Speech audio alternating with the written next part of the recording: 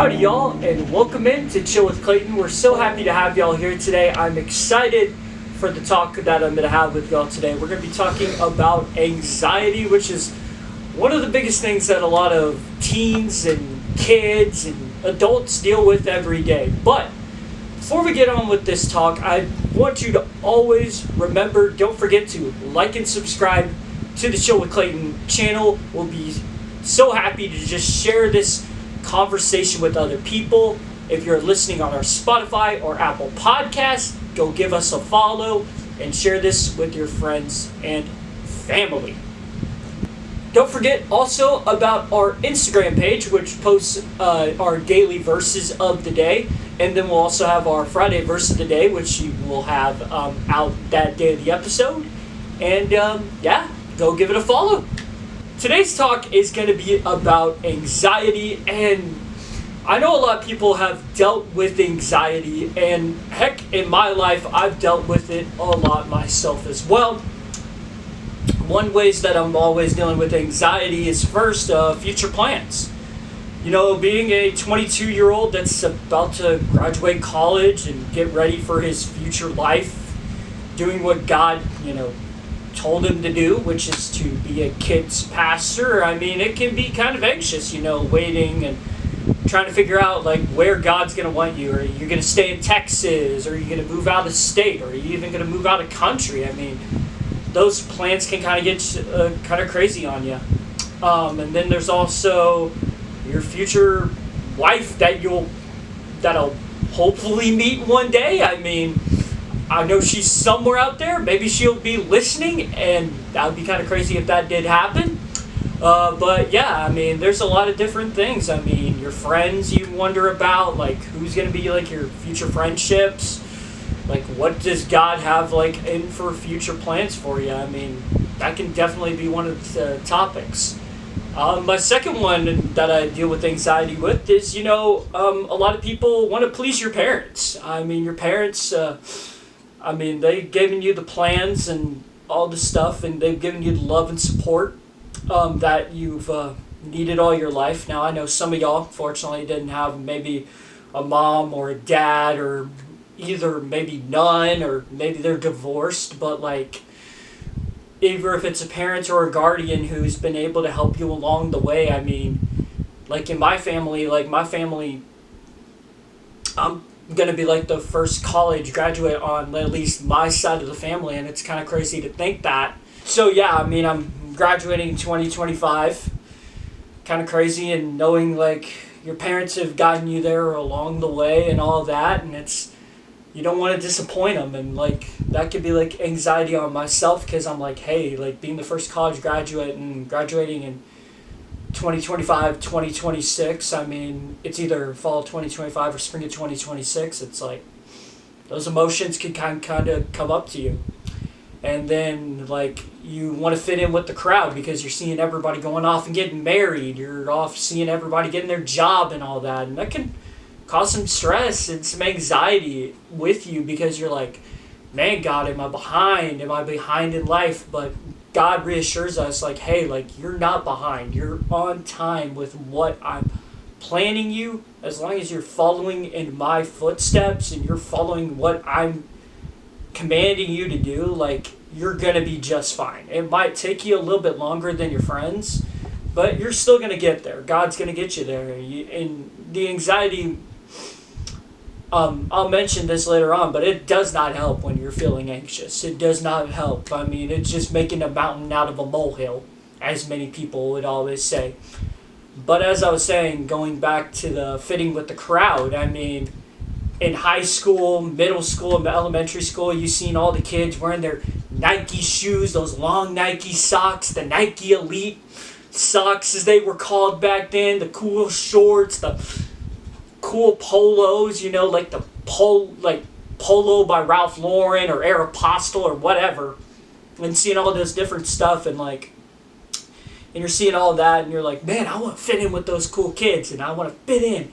But that just really creates more stress and anxiety for you, because you're am I feeling left out? Am I the guy that was feeling left out?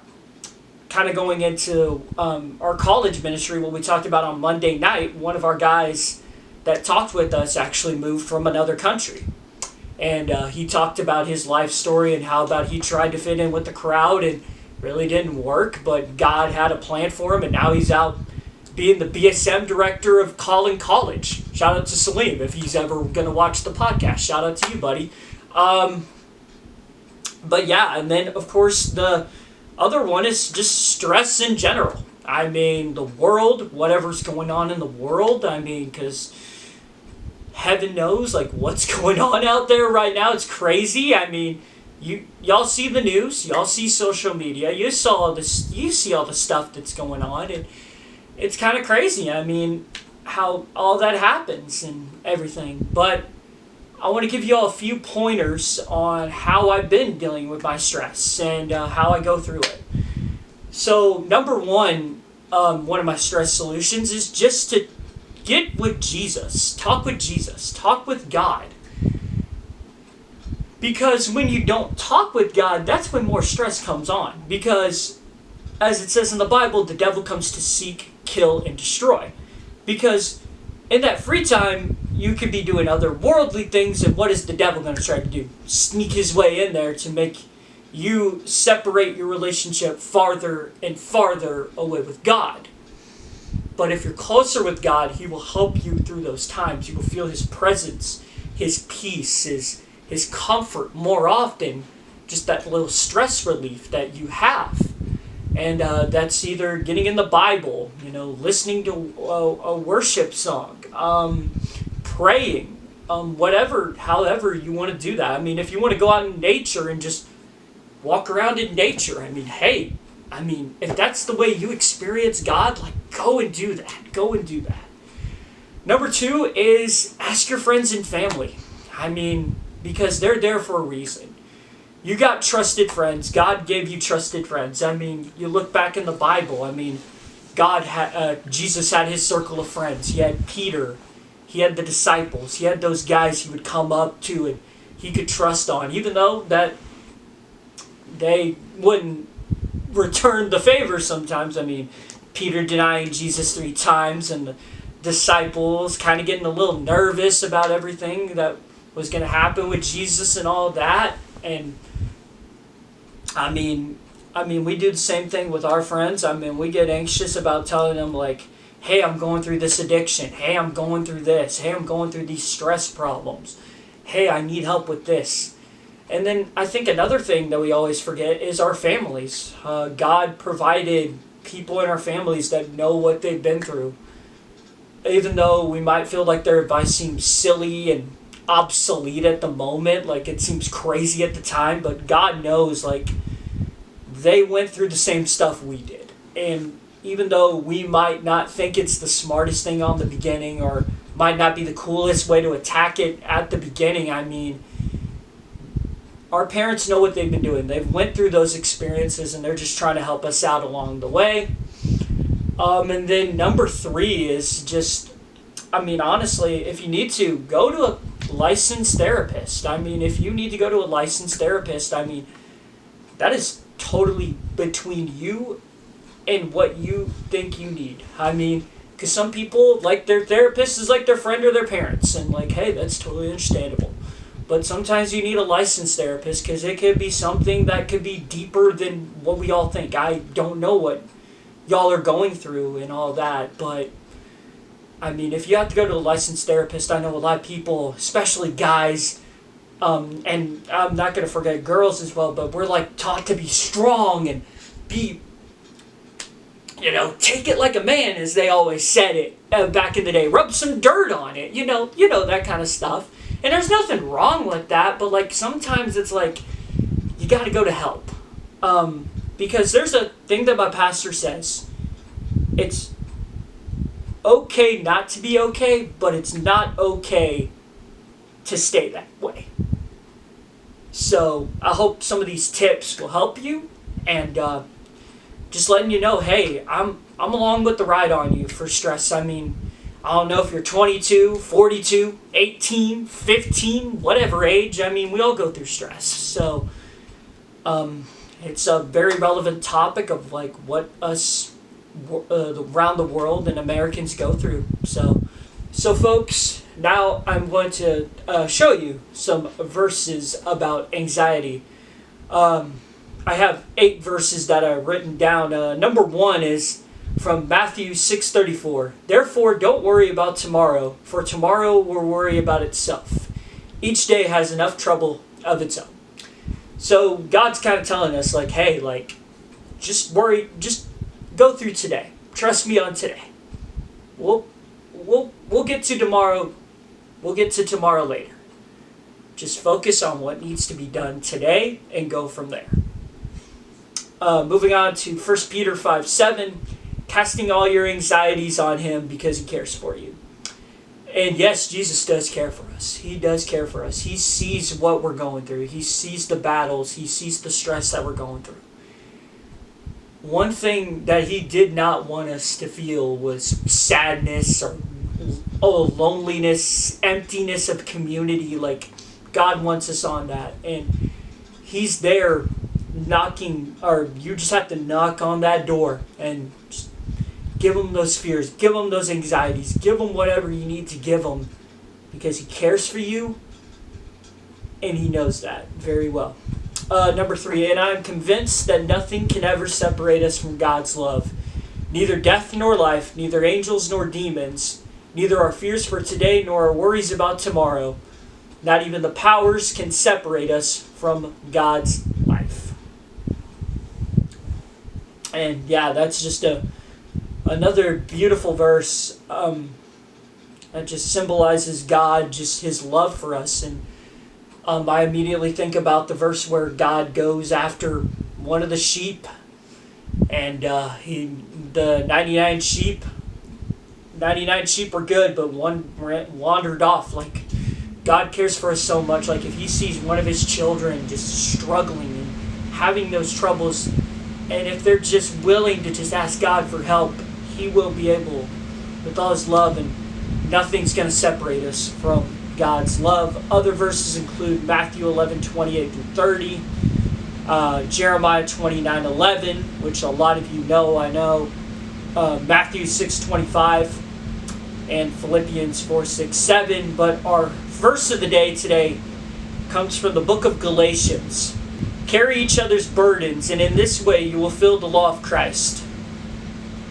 So what that means is don't be afraid to tell your friends and family, because they're there for you. They're there for you. And talking about that, we had our men's Bible study, or our college Bible study, but we had our men's group after. And if any of y'all are watching, just the vulnerability of that group has been so big. And I told one of my buddies that I was going through a lust addiction recently, and he's been able to help me out through that and give me some pointers about it. And that's kind of hard to like accept that, but God's going to be there for us. I mean, he's there to carry our burdens. Our friends are there to carry our burdens, because if they love us so much, they'll be there with us in the fire. They'll be there with us in that fire. And if they know that they'll be with us in the fire, be with them in their fires. Because whatever stress they're going through, like, a friend is supposed to be there on their best day and their worst day. So don't be afraid to tell your buddies, like, hey, I messed up, man. I need forgiveness. Like, you can get emotional about it. I'm so thankful for the people in my life that God's brought me to help me throughout my long times. If you're watching this video, you know who you are. And I'm just so thankful for you. So hope y'all enjoyed that verse. And now we will head into our closing thoughts of today's episode. Well, guys, hope y'all enjoyed today's talk about anxiety. Hope I gave y'all some good pointers, some tips, some good Bible verses that y'all can apply in your own lives. And remember that here at Chill With Clayton, we care about you. We want your voices to be heard on this show. So don't be afraid to mention any topic, any Christian media, any Bible verses or Bible stories, or just Christian nostalgia that you'd love for us to talk about. Like, heck, if you want me to talk about my favorite cartoons from back in the day, I mean, I'll do it. But yeah, and then also comment on our Spotify and Apple podcasts. Comment on our Bible verses, and hey, recommend your own Bible verses. We'd love to say, like, hey, like Billy gave us Genesis 1:1, for example, as a verse. Like, that'd be pretty cool for Billy to go look at the page and go like, hey, that's my verse. Like, that's pretty cool. That's pretty cool. So we want to give engagement to y'all, and we want to make sure that we care about our audience and all of that. So yeah, guys, but remember, go give, like, and subscribe to the YouTube page. Go give a follow to the Chill With Clayton page. Look out for our daily verses. And yeah, but I guess we'll get into our closing now, which is always, don't mess with Texans. Keep Jesus first. God bless. I will see y'all later, folks. Adios and yeah!